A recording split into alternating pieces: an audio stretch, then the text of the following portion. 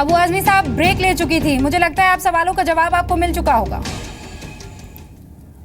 दोस्ती का हाथ आगे बढ़ाया था, आप ही चाहते हैं ना? नहीं, मैं एक बात पूछ रहा हूँ, ठीक है, अमन की बात चल रही थी, लेकिन आप वार पे वार करते रहे और प्यार एक तरफा होता चला जाए, कैसे चले? अमन की बात तो नहीं, देखिए, समाजवादी पार्टी ने डॉक्टर राम मनोहर लोहिया जी ने जिस दिन से हिंदुस्तान पाकिस्तान अलग हुआ, उस दिन से कह रहे हैं कि हिंदुस्तान पाकिस्तान बांग्लादेश श्रीलंका का एक महासंघ बनना चाहिए। बहुत अच्छा किया, दोस्ती का हाथ बढ़ाना चाहिए। लेकिन जब ये लगा कि ये कलाकार इसको कंडेम करने को तैयार नहीं है, तो ये आपके मालिक जो सुभाष चंद्रा जी हैं, ये तो एमपी हैं, क्यों नहीं जाकर प्रधानमंत्री से बात किया इन्होंने कि सारे लोगों का वीजा कैंसिल करो, एम्बेसी बंद करो वहां से, ये पाकिस्तानी लोग गद्दार हैं, ये इसी देश का खाते हैं, यही की थाली में सुराग करते हैं। इसके बदला एक माहौल खड़ा किया जा रहा है जिससे आपस में लड़ाई पैदा हो जाए, फिर ये ठीक नहीं है ना। मतलब आपको लग रहा है माहौल खड़ा किया जा रहा है? आप राजनेता नहीं हैं, आप सरकार को जाकर कुछ नहीं कह सकते हैं। हाँ, और क्या माहौल क्या?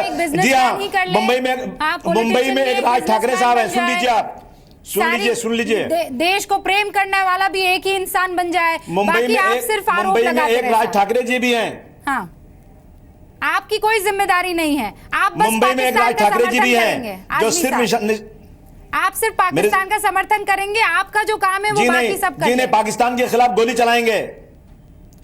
कौन पाकिस्तान के खिलाफ? पाकिस्तान के खिलाफ गोली चलाएंगे। अरे सर, एक पाकिस्तान के खिलाफ बम फोड़ेंगे, मेरा ये काम है। गोली चलाएंगे, मेरा ये काम है, मेरा काम ये नहीं है सर। और आप कह रहे हैं जी नहीं, मैं बिल्कुल बोल रहा हूँ, लेकिन गलत बात कैसे बोलूंगा?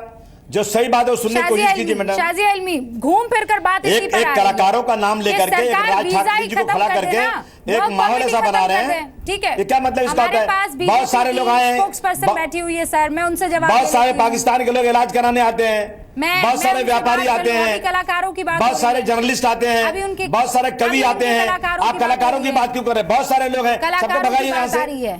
कलाकारों की बात आ रही है। फ्रांस में अटैक होता है, ऑरलैंडो में अटैक होता है, इस्लामाबाद में अटैक होता है, डीपी बदल जाता है इन लोगों का।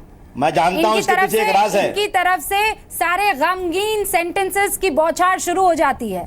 इनकी कर्म भूमि पर अटैक होता है, कुछ नहीं कहते हैं, पाकिस्तान जाते हैं और कहते हैं नेशन फर्स्ट। हिपोक्रेसी है सर ये, और आप उनका समर्थन कर रहे हैं। हम तो कहते हैं पाकिस्तान से रिश्ता तोड़िए, हम तो कह रहे हैं ना, रिश्ता तोड़िए पाकिस्तान से। वो पाकिस्तान जंगली मुल्क है, जंगली मुल्क, रिश्ता तोड़ देना चाहिए। बस ये एक शब्द लेकिन आज भी प्रधानमंत्री रिश्ता नहीं तोड़ रहे हैं, इससे नहीं हो जाता है काम सर। आज भी बस जा रही है यहाँ से, शाजिया, आज भी यहाँ से बस जा रही है।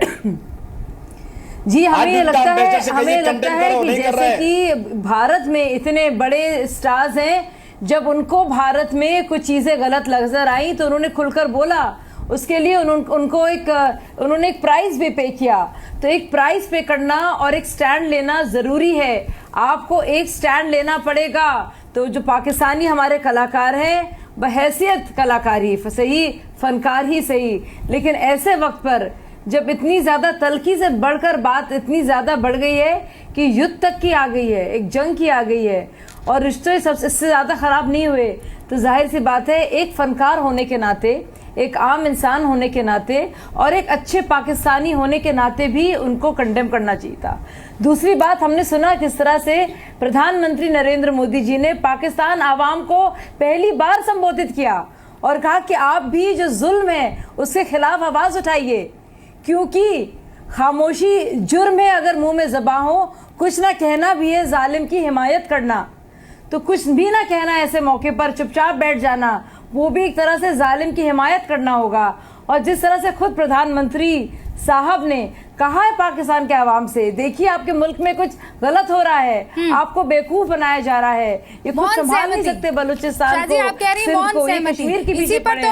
उस तरह से एक फौजी एजाज खान है जिन्होंने बात रखी है, आपकी नहीं है तो और क्या है? कलाकार हमारे जो बोलने और एक्सप्रेस करने में इतने शानदार है, क्या उनको बोलना नहीं चाहिए? उन्हें बोलना चाहिए, उससे बहुत अच्छा असर रहेगा। बिल्कुल शाजिया जी, अब मैं आ रही हूँ आपके पास।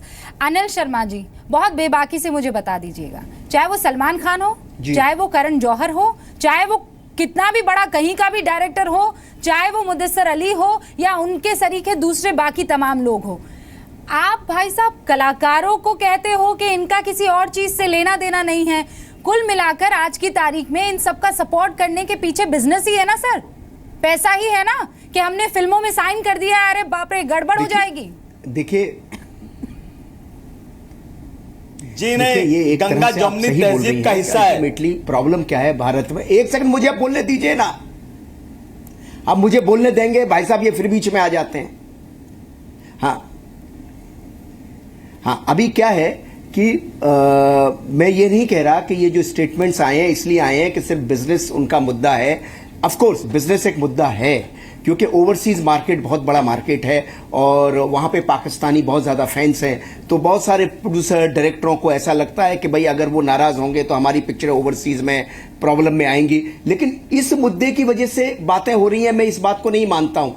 बात क्या हो रही है कि जैसे अभी साजिया जी ने कहा कि भाई सलमान खान को जो फील हुआ, उसने कहा, उसने अपना एक स्टैंड लिया, वो राइट है रॉन्ग है, बात उन्होंने राइट की, शायद समय रॉन्ग है। लेकिन इसी तरह से पाकिस्तानी कलाकारों को भी स्टैंड लेना चाहिए कि भाई देखिए, मुल्क कोई भी हो, जगह कोई भी हो, टेररिज्म अगर कोई भी करे वो गलत है। परिवार किसी का भी जाने कहीं भी जाए, उनके साथ संवेदनाएं हमारी होनी चाहिए।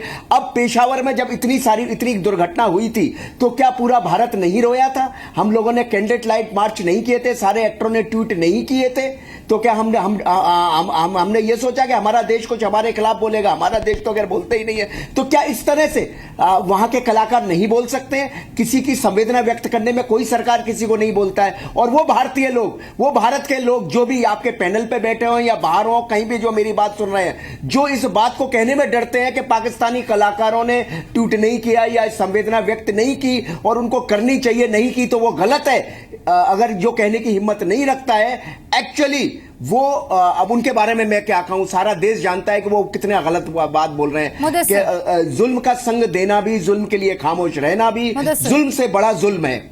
सुना आपने? इतना ही मैं कहना चाहूंगा। हाँ जी, हाँ जी।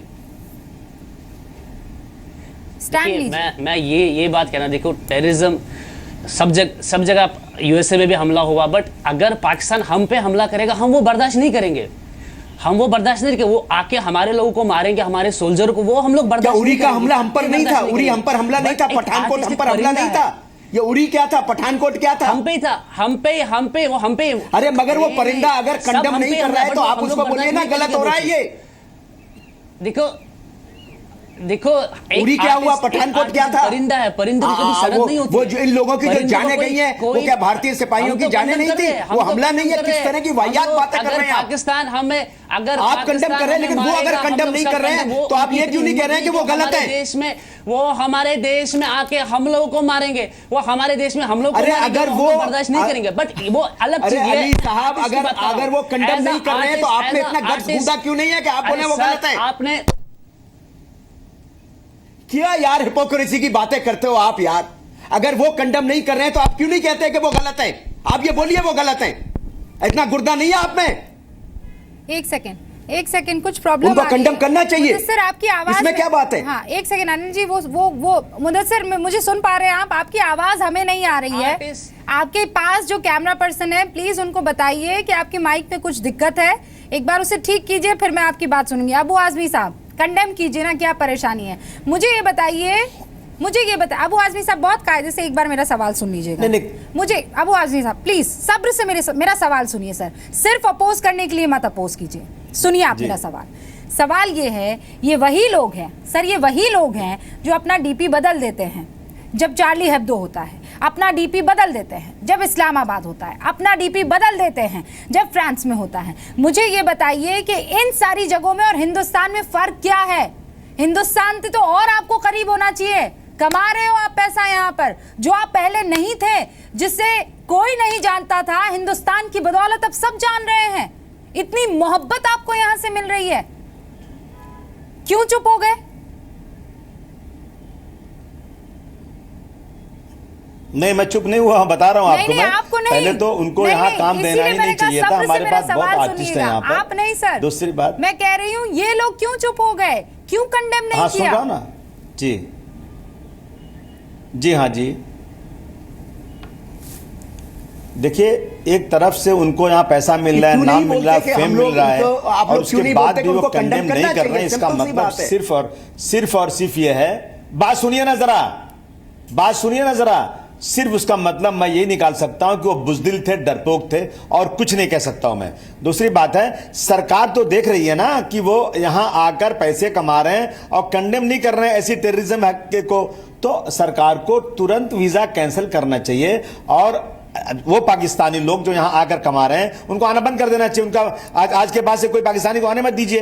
क्यों नहीं सरकार करती? आज भी इंडियन पाकिस्तानी एम्बेसडर बैठा हुआ है, क्या पाकिस्तानी एम्बेसडर ने कोई स्टेटमेंट दिया कंडेम करने का? नहीं दिया। वो पाकिस्तान के साथ है, उसका राजदूत है वो। ठीक है, एक ब्रेक ले रही हूं मैं।